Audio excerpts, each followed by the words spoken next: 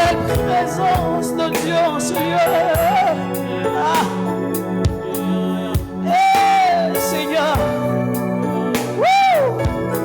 Souverain tu es. Tu n'as consulté personne pour créer ce monde, oh Père. Oh, tu es souverain, souverain au sein de ce ministère. Tu es souverain, souverain, souverain, souverain tu es, souverain tu es.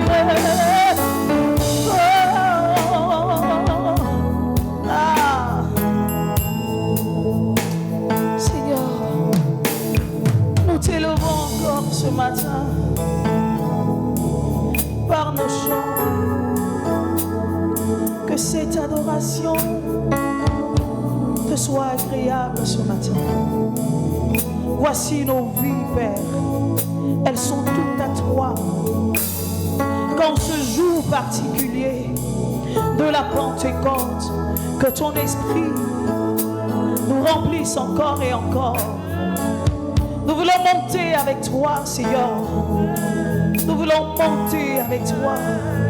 Et que le monde atteste, Seigneur, qu'il y a des fils et des filles de Dieu. Parce que tu nous remplis encore en ce jour. Que ta Shekinah vienne sur nous. Que ta présence vienne sur nous. Que ta gloire vienne sur nous. Afin que nous soyons éternels, équipés pour gagner des âmes pour toi. Que ce matin ta présence descende. Seigneur, que ton règne descende encore, nous encore ce matin, nous encore ce matin, nous encore ce matin, nous Seigneur, voici nos vies, que nos couples dépendent de toi. Seigneur, ce monde attend avec un ardent désir la révélation des fils de Dieu, que nos couples encore dépendent, dépendent.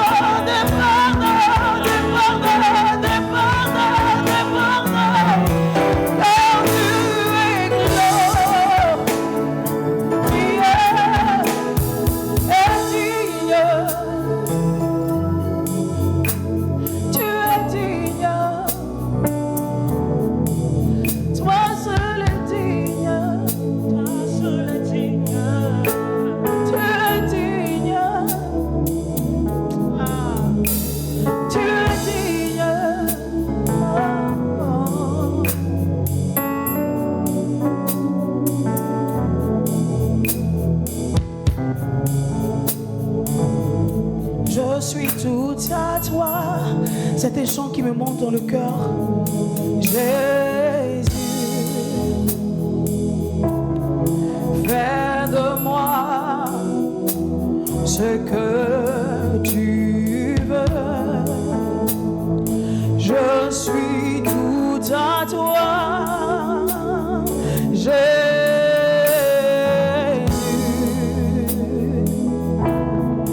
fais de moi ce que tu veux. C'est un chant inspiré là. Je suis tout à toi, Jésus. Fais de moi ce que tu veux. Je suis tout à toi.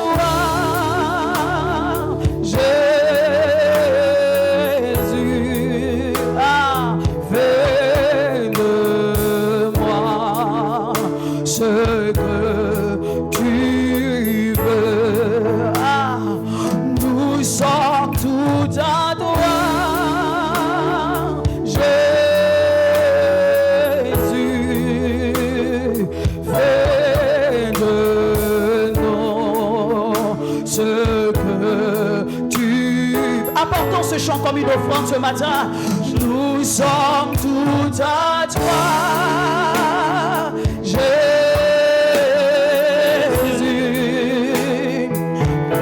Ah, je vois le Seigneur remplir nos vies ce matin. Ah. Yeshua.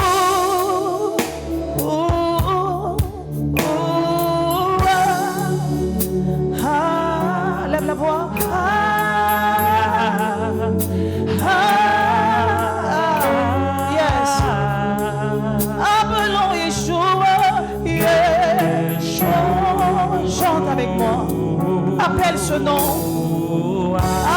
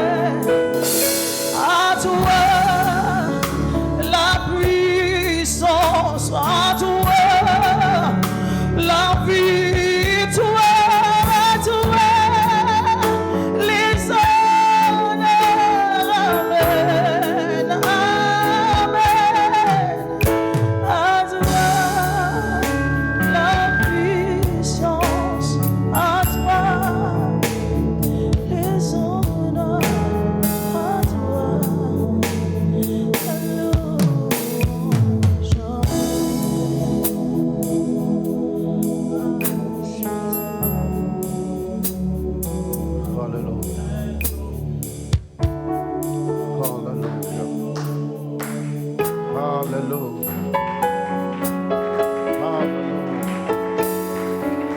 Hallelujah.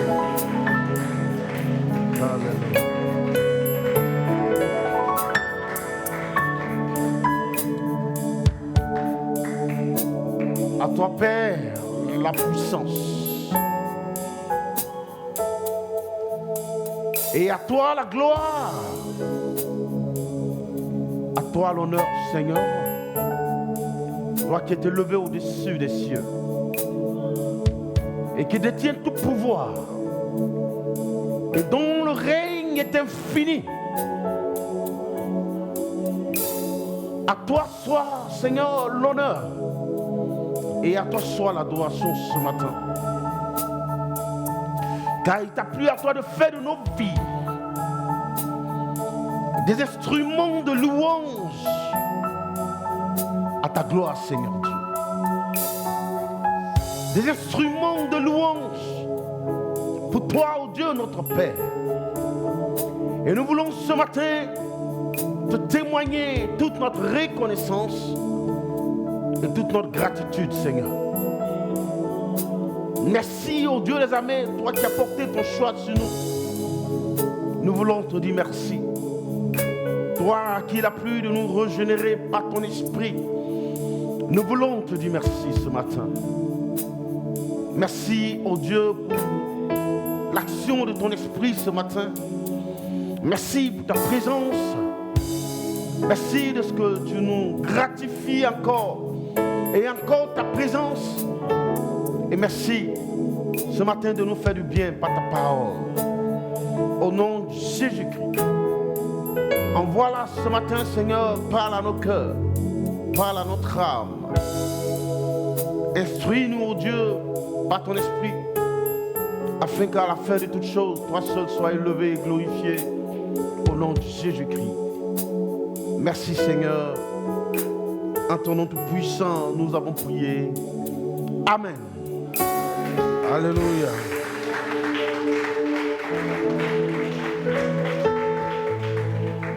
Nous voici à la Pentecôte. La Pentecôte qui signifie aussi la fête des semaines. C'est cette semaine après la Pâque. Elle s'appelle également la fête des moissons. C'est la période de l'année où Dieu, dans sa miséricorde, dans sa bonté et dans sa toute-puissance, donne à celui qui a semé et à celui qui n'a pas semé du tout de moissonner. C'est les deux en même temps. Le moissonneur sème, le semeur moissonne, mais celui qui n'a pas moissonné également, n'a pas semé également moissonne. Cela relève non seulement de sa bonté, de son amour, de sa puissance. C'est une période où Dieu bénit tout le monde. À la fois ceux qui ont semé et ceux qui ne l'ont pas fait. Qui n'ont pas eu les moyens du moins de le faire. C'est donc une période au cours de laquelle la stérile est capable d'enfanter. C'est une période solennelle. Et je voudrais donc, en ce jour, dire merci au Seigneur. Et je voudrais dire merci au Seigneur. Pourquoi? Qui nous a tant aimés au point de se constituer lui-même en agneau de sacrifice pour le pardon de nos péchés, le pardon de nos offenses et pour la rémission de toutes nos iniquités. Après que Adam et Ève aient échoué dans le jardin, suivez-moi bien ce matin, après qu'ils aient échoué, et que Dieu se soit vu obligé de les expulser du jardin, c'est-à-dire de devant sa face, après tous ces événements, et que par leur échec ou par le péché, et qu'ils aient plongé l'humanité entière sous la condamnation, sous la malédiction adamique, Dieu va décider de réconcilier toutes choses avec lui à un moment donné. Il décide donc de réconcilier toutes choses avec lui. Et comme le dit Colossiens 1 à partir du verset, Colossiens 2 à partir du verset 20, il dit, il a voulu, par Christ, réconcilier toutes choses avec lui. Aussi bien ce qui est dans les cieux que ce qui est sur la terre. Ça veut dire que pendant des siècles, l'humanité entière était sous la malédiction adamique. Et Dieu décide de se constituer lui-même en agneau de sacrifice pour venir réconcilier l'humanité avec lui. La Bible dit qu'il a voulu par le sang de son Fils faire la paix avec lui-même. C'est-à-dire que lorsque le sang de Christ a coulé, le cœur de Dieu fut apaisé envers les hommes. Alléluia. Le cœur de Dieu fut apaisé. lorsque son sang a jailli, le cœur de Dieu fut apaisé. Alléluia. Envers toi et envers moi. Alléluia. Ce qui est marquant, c'est que 50 jours plus tard, après que le Fils de Dieu soit déchiré, humilié, frappé, égorgé presque, et que Dieu ait eu le cœur brisé au point de se détourner tant soit peu de son propre Fils, ce qui a amené le Seigneur à crier, Père, Père, pourquoi m'abandonnes-tu? Parce que Dieu ne pouvait plus supporter le péché qui était déversé sur Christ. Il était méconnaissable. Et comme les yeux du Seigneur ne peuvent soutenir le péché, regarder le péché, alléluia, le Seigneur s'est détourné tant soit peu de son Fils. C'est alors que le Seigneur Jésus a crié. Son cœur s'est brisé ce jour-là. Parce qu'il était depuis toujours dans une communion étroite avec son Père, une communion permanente. Mais à cause du péché, de ton péché, de tes abominations, le Père a été obligé de détourner un tant soit peu, juste un peu, pour je ne sais pour combien de temps, si c'est en quelques secondes, si c'est en quelques minutes. Mais le Fils n'a pas pu supporter cela. Son cœur s'est brisé. Il a crié à son Père, pourquoi? Cela démontre de la communion que Christ veut avoir avec nous. Alléluia. Que Dieu désire avoir avec nous. Toute cette douleur qu'a connue le Père, parce que c'est le Fils qui était à la croix, qui était déchiré ce jour-là. Mais le Père a ressenti cela, parce qu'en tant que Père digne, alléluia, c'est une partie de lui qu'il a vu être brisée, cuit sous les rayons du soleil. Son Fils, le Créateur, subissait de la part des créatures des coups de fouet comme ça. Bah. C'est les créatures qui étaient en train de frapper le Créateur. Boum. Et après que Dieu ait supporté cela, c'est-à-dire qu'il aurait pu envoyer le feu, détruire cette humanité-là, et puis on n'en parlait plus. Mais il a supporté cela, bien-aimé. Il a supporté cela à cause de toi. Il voit son Fils immaculé, sans péché, le Dieu saint, 3 fois saint, en qui il n'y a aucun mensonge, il n'y a aucune faute, il n'y a aucun nombre de péchés. C'est-à-dire être frappé par les hommes qu'il a conçus. Ils sont en train de le mater comme un bandit. Il poussait des cris. Et le cœur du Père fut déchiré. Mais il n'a point bronché à cause de toi. 50 jours plus tard, le Père ne renonce pas à son amour et qui décide 50 jours plus tard de nous faire la grâce, de nous accorder son Esprit Saint. Le Père ne s'est pas résigné malgré les coups de fouet, malgré les humiliations, malgré le rejet. Il n'a pas renoncé à son amour pour toi. Il y avait 2 grandes décisions à prendre pour l'humanité et le Père l'a fait. La première chose, c'était de se constituer lui-même en agneau pour toi. Venir mourir sur la croix pour toi, pour ôter ta malédiction, pour ôter tes péchés et pour te réconcilier avec lui. Dieu a été mis à nu, telle une mère qui voit son fils mourir. Tu penses qu'elle tient compte de sa nudité? Elle s'en fout de sa nudité, bien-aimé. Elle s'en fout de sa nudité. Que les gens regardent à sa nudité, mais que son fils ne meurt pas. Elle s'en fout. Et c'est ce que le Père a fait. Et 50 jours plus tard, il décide cette fois de venir lui-même vivre en nous par son esprit. C'est extraordinaire. Voici les 2 décisions que le Père a prises et qui ont bouleversé toute l'humanité, qui ont changé toutes les données. C'est pourquoi je suis très amer lorsque l'homme parle de malédiction concernant encore un chrétien. Ça veut dire que les gens n'ont pas encore compris le sens de l'œuvre de la croix. Imagine que tu mesures mieux ce que je suis en train de dire. Imagine un enfant de 2 ans, un petit garçon de 2 ans dans la maison et qui, chaque fois, il arrive à ouvrir le portail et il sort. Et pendant que vous êtes à la maison, les voisins viennent vous interpeller, mais pour dire, mais prenez soin de l'enfant parce qu'il est sorti. Il y a des véhicules. Et quand on imagine tous ces chauffards dans la ville, qu'est-ce que le Père fait? Le Père renforce la sécurité à la maison pour que l'enfant ne soit plus capable de sortir. C'est exactement ce que Dieu a fait. Après que Adam ait échoué, le Seigneur, c'est-à-dire l'humanité entière, toute la création était déconnectée de lui. Maintenant, après l'œuvre de la croix, après que son fils ait connu la mort pour toi, après t'avoir racheté, cette fois, le Père a décidé de ne plus te perdre. Donc il a décidé de renforcer la sécurité pour que tu ne te perdes plus. Et c'est pourquoi cette fois-ci il a décidé de mettre son Esprit Saint en toi pour s'assurer que tu seras sauvé, pour s'assurer qu'il ne te perdra plus. Bien-aimé, il n'y a pas plus grand acte d'amour que cela. C'est-à-dire Dieu lui-même est venu en toi, siéger en toi, vivre en toi, pour dire on va voir comment tu vas t'arranger cette fois pour te perdre. Cela démontre la grandeur, la profondeur de son amour. Je te dis la vérité. Voici la raison pour laquelle il a envoyé son esprit. C'est une grâce. Ceux qu'il a rachetés, ils lui ont tellement coûté cher. Il ne veut plus jamais les perdre. Il ne peut plus accepter cela. Et donc, pour que cela soit rendu possible, Éphésiens 1, verset 14 nous dit ceci. Le confirme en ces thèmes. Lequel est le gage de notre héritage? Écoutez bien. Lis bien. Lequel est le gage de notre héritage pour la rédemption de ceux que Dieu s'est acquis. Lequel est le gage de notre héritage pour la rédemption de ceux que Dieu s'est acquis à la louange de sa gloire. À la louange de sa gloire. Amen.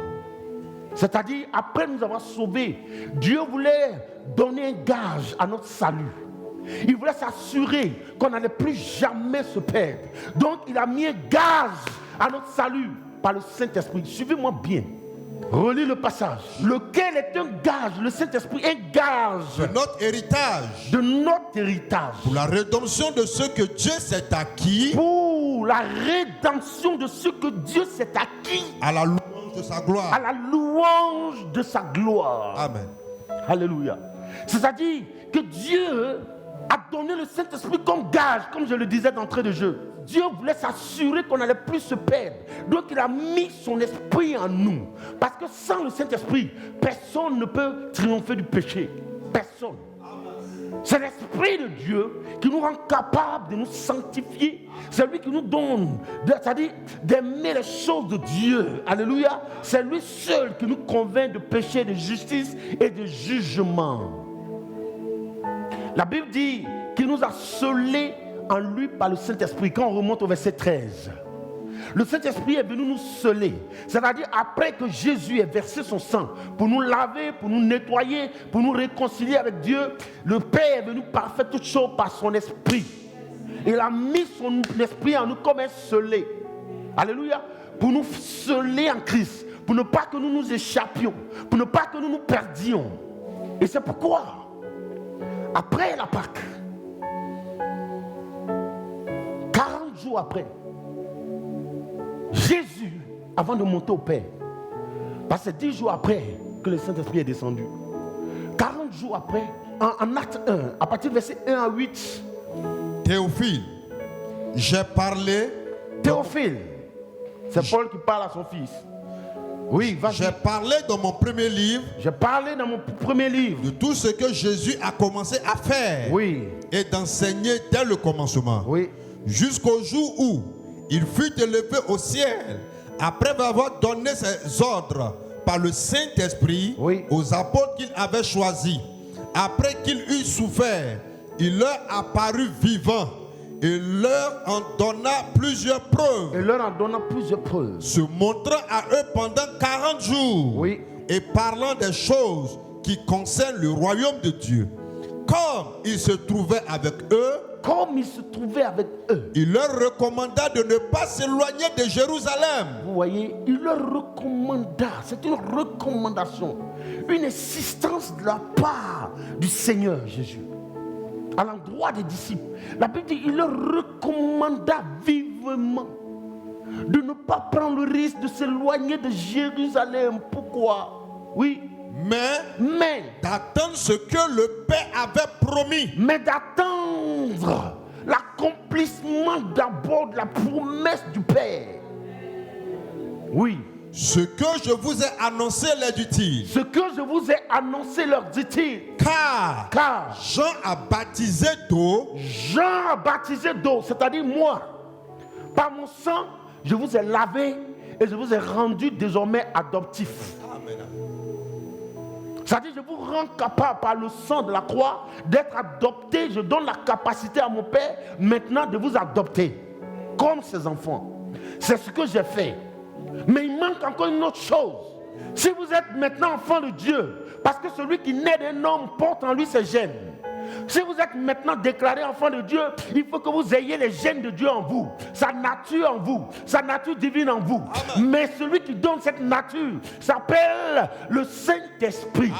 Donc ne prenez pas le risque de sortir. Ne vous hâtez pas. Je sais que la mission est grande, je sais que la mission est noble et je sais que les âmes meurent dehors. Mais n'allez pas avant la promesse. Ne prenez pas le risque de partir sans avoir été préalablement rempli de l'Esprit de Dieu. Amen, amen. Car Jean a baptisé d'eau. Car Jean a baptisé d'eau. Mais vous, pour vous nettoyer simplement, pour ôter le péché. Mais maintenant, vous devez manifester la nature de Dieu. Mais vous, dans peu de jours, vous serez baptisés du Saint-Esprit. Vous serez baptisés de feu. Et vous serez transformés radicalement. C'est-à-dire votre ancienne nature va mourir. Votre ancienne nature va être ôtée. Vous serez désormais des divins. Parce que l'Esprit de Dieu, qui n'est rien d'autre que Dieu lui-même, va venir siéger en vous. Il va venir désormais habiter en vous, afin de manifester en vous la nature de Dieu.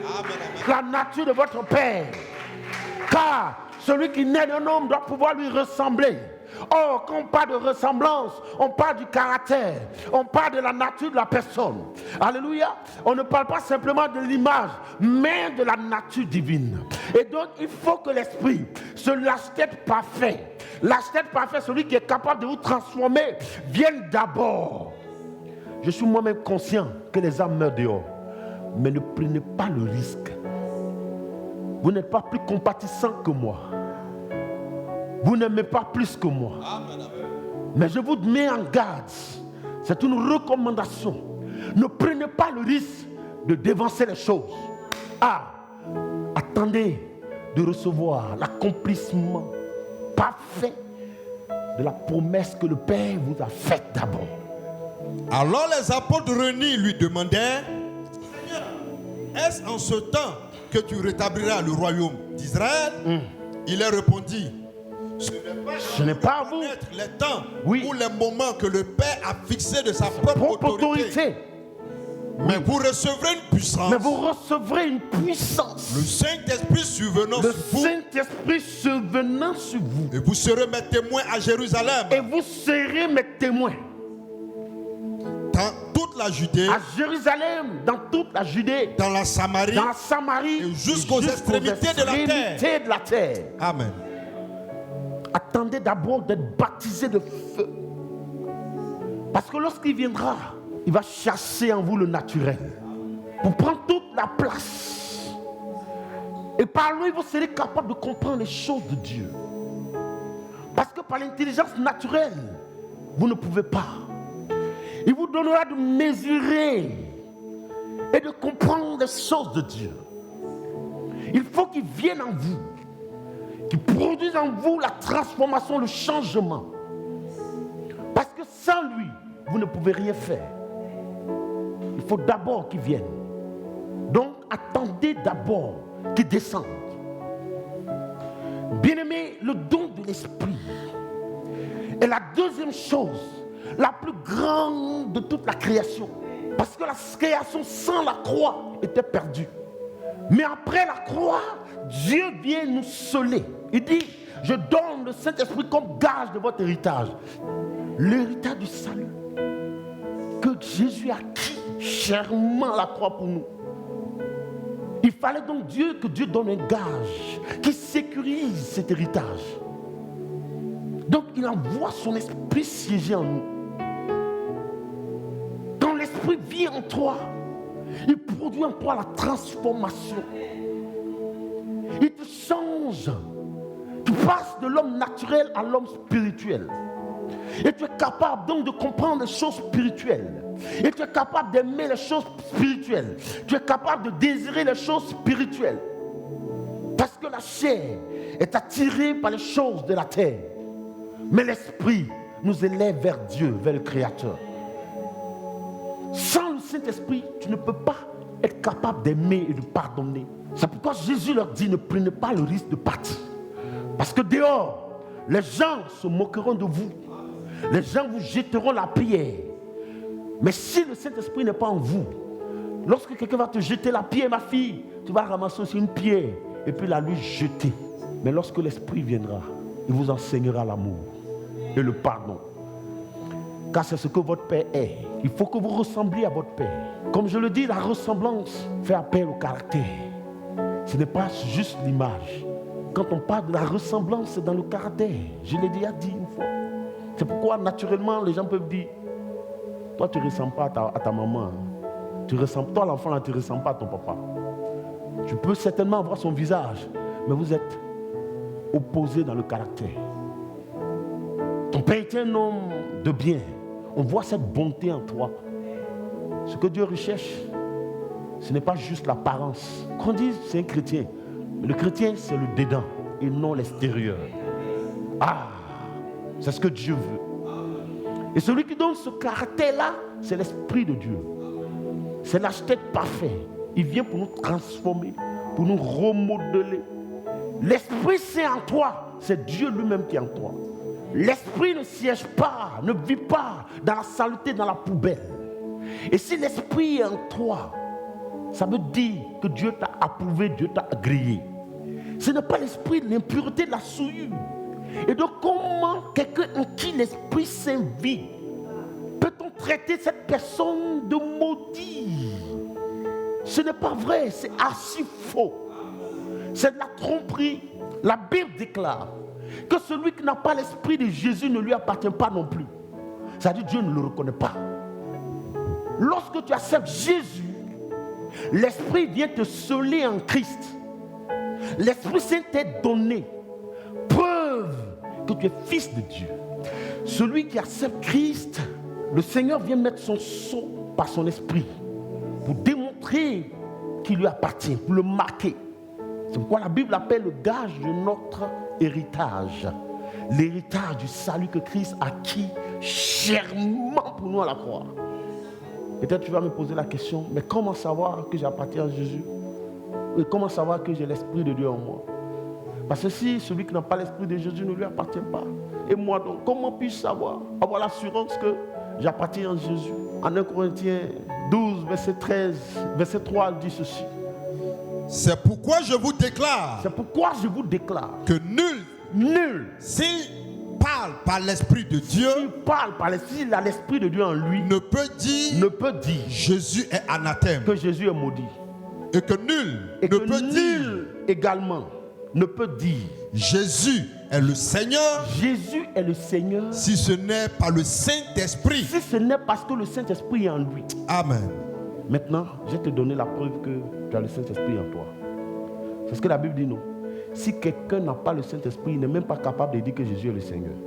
Donc le fait que tu te sois déplacé de chez toi jusqu'ici ce matin pour venir t'asseoir dans l'église, c'est la preuve que le Saint-Esprit est en toi. C'est parce que tu reconnais, c'est parce que tu reconnais simplement que Jésus est Dieu. C'est pourquoi tu es venu. Donc rassure-toi. Ne te pose plus de questions, ne doute plus de rien. Tu es véritablement enfant de Dieu. Parce que c'est l'Esprit qui t'a convaincu, c'est pour cela que tu es là.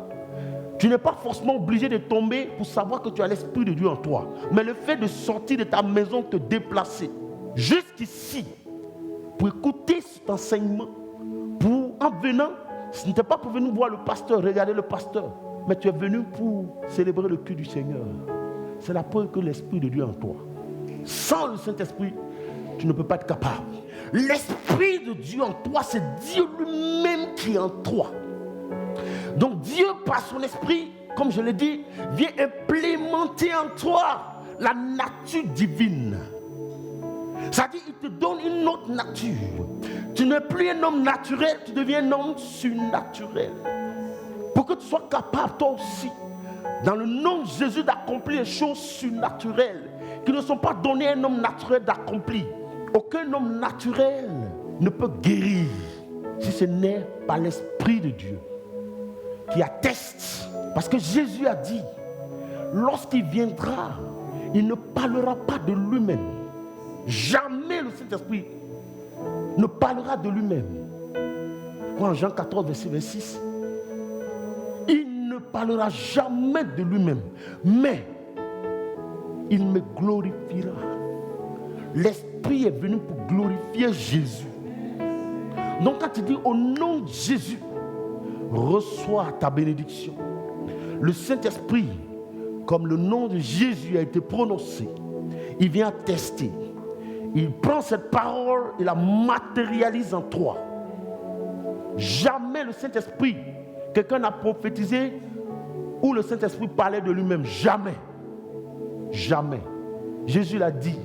C'est pourquoi il faut respecter les paroles du Seigneur. Il dit lorsqu'il viendra, il ne parlera pas de lui-même, mais il parlera, il rendra témoignage de moi. Il me glorifiera. Et il dit, il prendra de ce qui est à moi et il vous l'annoncera. Donc celui en qui l'Esprit est, la malédiction est finie. C'est-à-dire Dieu te donne maintenant, par la présence de son Esprit, la capacité de devenir comme lui, de penser comme lui, de voir comme lui, d'aimer comme lui, de pardonner comme lui, de faire les choses comme lui. Parce que ce que tu dois savoir, l'Esprit de Dieu, c'est Dieu lui-même. C'est pourquoi il met en garde quiconque. Il dit, vous pouvez pécher, cela vous sera pardonné. Mais celui qui pêche contre mon esprit, parce que l'Esprit de Dieu, c'est Dieu. Et je sais que la parole de Dieu, c'est Dieu lui-même. J'ai du respect pour sa parole. Et je sais le poids que cela représente. Il a existé avant tout le monde. Il sait toutes choses. Et il a regardé. Il a porté son choix sur moi. Il a logé son Esprit Saint en moi. C'est-à-dire, où tu es là, tu es marqué à vie. Personne, malgré sa méchanceté, ne peut te maudire ou faire quoi que ce soit. Ce n'est pas possible. Parce que Dieu vit en toi. C'est exactement ce qui est arrivé à Israël. Quand Balaam est allé chercher Balak. Balaam a dit à Balak, mais un peuple que Dieu a béni, comment on peut encore les maudire? Ce n'est pas possible, c'est irréalisable. Et pourtant la Bible disait de Balaam que c'est celui-là, quand il parle, tout ce qu'il dit arrive. Mais ce jour-là, il n'a pas pu parler. Parce qu'il dit, je ne peux même pas prendre le risque d'ouvrir ma bouche pour les maudire parce que ça va se retourner contre moi-même. Ils sont déjà marqués du sceau de Dieu, du sceau de la bénédiction. Des gens en qui réside l'Esprit de Dieu, bien-aimé. Donc désormais, celui qui a l'Esprit, il n'a plus de limite parce que le Saint-Esprit est illimité. Donc ça veut dire, il n'y a plus de limite pour toi dans ton commerce, il n'y a plus de limite pour toi dans tes études, il n'y a plus de limite pour toi dans ta prospérité. C'est-à-dire, prospère à tous égards. Alléluia. Parce que le Saint-Esprit te donne une dimension illimitée. C'est ce que vous ne savez pas. Et c'est pourquoi je ne trouve pas correct qu'un étudiant chrétien et un étudiant païen sont en train de faire la même chose. L'étudiant païen, qu'est-ce qu'il fait? Il fait des décapis, ce qu'on appelle des décapis, à l'approche des examens. Il prend le café noir, il se dope jusqu'à le jour de l'examen, ils sont à l'hôpital. Mais si le chrétien, l'étudiant chrétien fait pareil, où est la gloire de Dieu? Où est le changement? Il n'y a aucune différence. Nous avons l'Esprit de Dieu. Donc au lieu de faire les décapis, compose avec le Saint-Esprit. Demande-lui, prie et fais-lui confiance. Il est capable de te démontrer tout ce qu'ils vont donner. Il va t'orienter. Telle matière, telle matière, telle matière. Prends tel chapitre, tu es tranquille. Parce qu'il est venu pour marquer la différence. Mais si moi, qui ai l'Esprit, je dois aussi faire les décapis comme le païen, où est la gloire de Dieu? Et ça ne relève pas de la responsabilité de Dieu, mais de notre responsabilité à nous. Parce que nous sommes paresseux et nous ne voulons pas communier avec le Saint-Esprit. Il dit que la communion du Saint-Esprit soit avec vous. Mais est-ce que nous communions avec lui? Non. Sinon, il est là. Il est en nous. Il faut lui donner du champ. Il faut lui donner de l'espace. Ce n'est pas la Pentecôte ordinaire où on dit ils étaient réunis dans la chambre. Un coup, des langues de feu. Ce n'est pas de ça que je veux te parler ce matin. Non, non, non. Je veux te parler de qui est le Saint-Esprit et pourquoi Dieu l'a envoyé en toi. Et ce qu'il est capable de faire avec toi. Si tu lui donnes de l'espace, si tu lui donnes du champ. Parce qu'on a entendu toujours les mêmes discours. Et des langues de feu sont apparues. Ils ont commencé à parler en de diverses langues. Et puis, non, ce n'est pas de ça. Mais après les là, c'est quoi les fruits? C'est les fruits qui intéressent Dieu. C'est les fruits que Dieu recherche.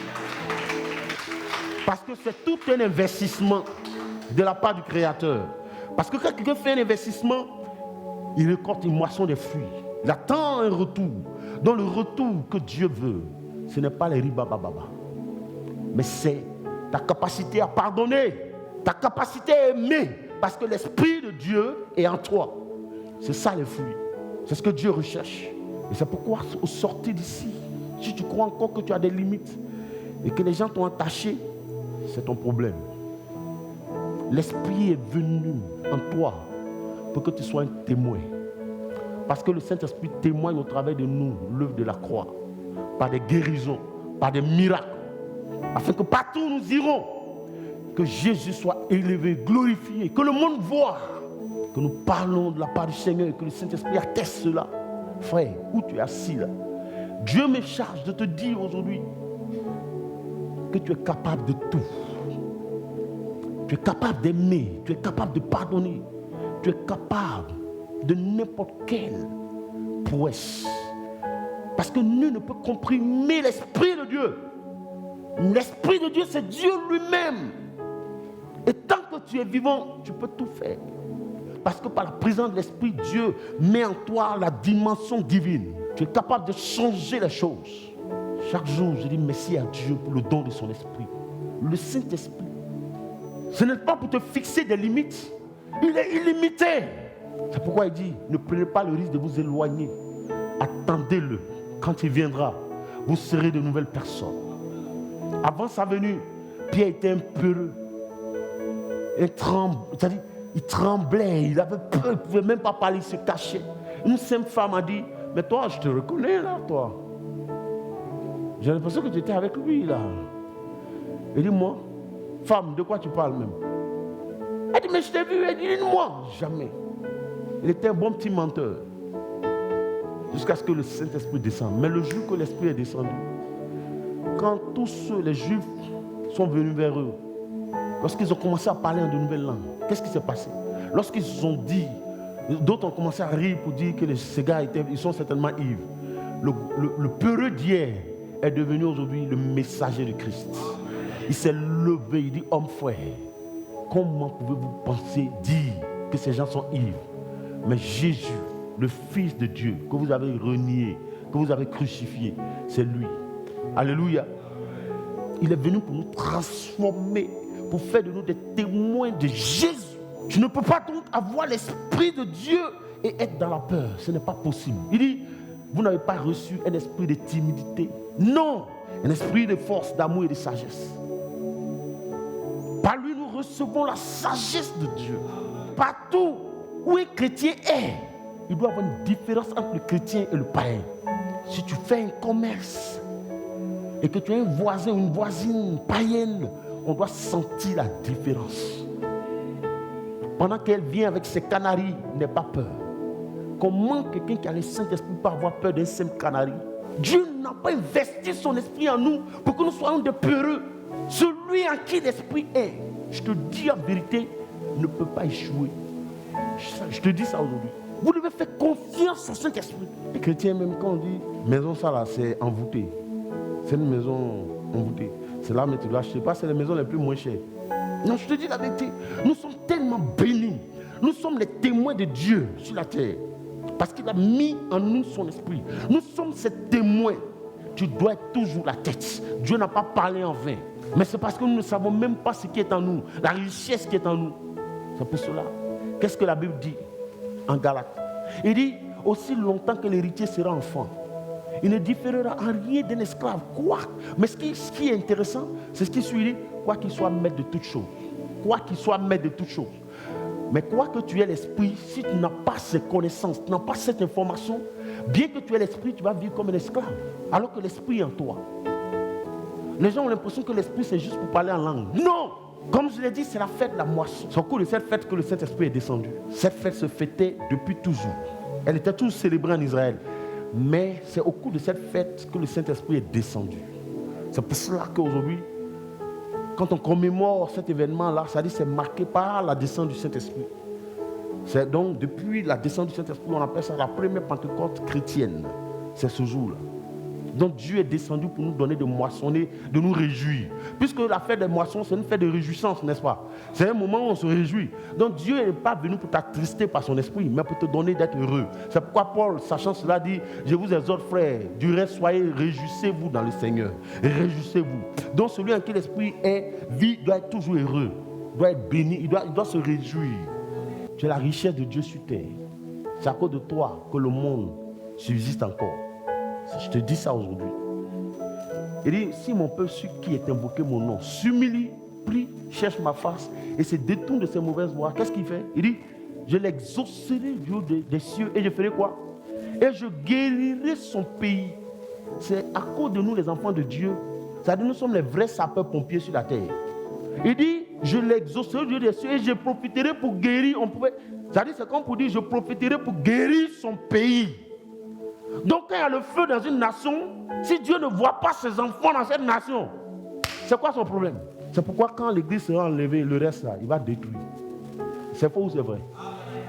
Donc tu es la seule richesse de Dieu sur la terre. Tu es la seule richesse de Dieu. C'est à cause de toi que la terre subsiste. Encore. Les païens ne savent pas, ils font le boucan là. C'est à cause de nous. Ça peut choquer, mais c'est la vérité. Moi je te prêche la vérité. C'est ce que la Bible dit. Si mon peuple sur qui, il précise. Chaque mot ici a un sens. Si mon peuple sur qui mon nom est invoqué. Si ceux-là prient, s'humilient et se détournent de leurs mauvaises actions, je l'exaucerai du haut des cieux et je guérirai leur nation. Donc, nous n'avons qu'à arrêter de faire le boucan. C'est à cause de nous. Et vous voyez, Dieu dit tout ça et vous ne savez même pas la valeur et ce que vous représentez. Et vous êtes toujours en train de pleurer, de murmurer. L'Esprit de Dieu qui est en nous, là, c'est la dimension illimitée que Dieu vient de mettre en nous. Donc, désormais, en cette Pentecôte, tu dois te lever et bénir le Seigneur. Te réjouir après avoir entendu toutes ces choses. Commencer à rendre grâce à Dieu. Le louer et lui dire merci. Parce que désormais, il n'y a plus de frein, il n'y a plus de limites. Et je te dis la vérité. Il y a la puissance dans la parole. Et le Saint-Esprit est venu comme un sceau pour attester la parole de Dieu. C'est pourquoi dans ta situation tous les jours, je t'exhorte à confesser la parole. Parce que lorsque tu parles, le Saint-Esprit saisit la parole et il la matérialise dans ta vie. C'est exactement ce qui se passe. C'est pourquoi il dit ne ferme pas la bouche. La parole est tout près de toi, elle est dans ton cœur, elle est dans ta bouche. Parle, annonce-la, proclame-la. Tout ce que tu vas dire, le Saint-Esprit va les saisir, il va les appliquer à ta vie. Nous sommes donc bénis dans le nom de Jésus. En cette fête de Pentecôte, qui s'appelle aussi la fête de la moisson, je vous donne de moissonner dans le nom de Jésus. Toutes sortes de bénédictions.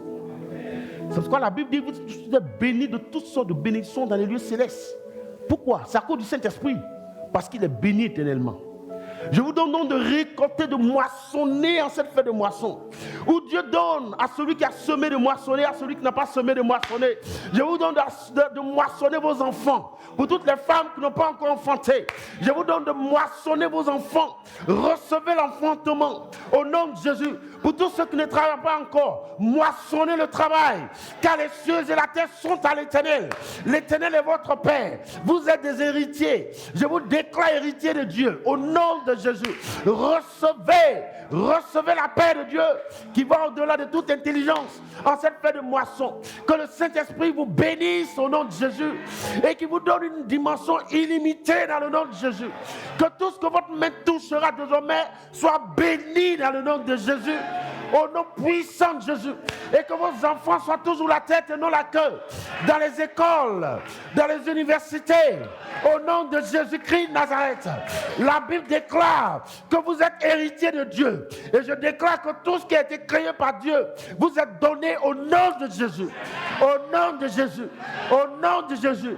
Soyez bénis dans votre âme. Soyez bénis dans votre esprit. Soyez bénis dans votre corps. Soyez en bonne santé.